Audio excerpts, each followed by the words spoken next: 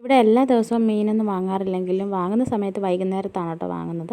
അപ്പോഴാകുമ്പോൾ നമുക്ക് കറി വെച്ച് വെക്കുകയാണെങ്കിൽ പിറ്റേ ദിവസമൊക്കെ കഴിക്കാൻ നല്ല ടേസ്റ്റ് ആയിരിക്കും. അപ്പോൾ ഇന്ന് നല്ല പിടയ്ക്കണ മത്തി എന്ന് പറയത്തില്ല, അതുപോലെ നല്ല മത്തി കിട്ടിയിട്ടുണ്ട്. ചില സ്ഥലത്ത് ഇതിനെ ചാള മത്തി എന്നൊക്കെ പറയും. ഞങ്ങൾ ട്രിവാൻഡ്രം സൈഡിലോട്ടൊക്കെ ചാള എന്നാണ് പറഞ്ഞത്. അപ്പോൾ നല്ല ഫ്രഷ് ആയിട്ടുള്ള ചാളയായിരുന്നു. അന്നേരം വെട്ടി കഴുകി വൃത്തിയാക്കി അതിനകത്ത് മുട്ടയൊക്കെ എടുത്ത് വെച്ചിട്ടുണ്ടായിരുന്നു കേട്ടോ മക്കൾക്ക് ഫ്രൈ ചെയ്ത് കൊടുക്കാനായിട്ട്.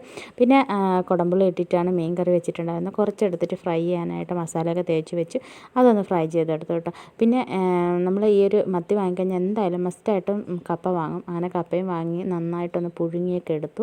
എന്നിട്ടൊരു വാഴയിലേക്ക് വെട്ടിയിട്ടിട്ട് എല്ലാവരും കൂടിയിട്ട് ചേർന്ന് വൈകിട്ട് കട്ടൻ ചായയും കപ്പയും മീൻ കറിയും മീൻ വറുത്തൊക്കെ ആയിട്ടിരുന്ന് കഴിക്കുകയാണ് കേട്ടോ. അപ്പോൾ ഒരുപാട് പേര് സബ്സ്ക്രൈബ് ചെയ്യാണ്ടാണ് കാണുന്നത്. ചാനലൊന്ന് സബ്സ്ക്രൈബ് ചെയ്യാനായിട്ട് വിട്ടുപോകല്ലേ. നമ്മുടെ ചാനലിൽ ഒരു 10,000 സബ്സ്ക്രൈബർ ആകാനായിട്ട് ഒന്ന് സപ്പോർട്ട് ചെയ്യാം കേട്ടോ. അപ്പോൾ അത്രയുള്ള വീഡിയോ ഇഷ്ടമായിട്ടുണ്ടെങ്കിൽ ഒന്ന് ലൈക്ക് ചെയ്യാനും ചാനലൊന്ന് സബ്സ്ക്രൈബ് ചെയ്ത് സപ്പോർട്ട് ചെയ്യാനും വിട്ടുപോകല്ലേ. അപ്പോൾ അത്രയുള്ളൂ. Tata bye bye, see U.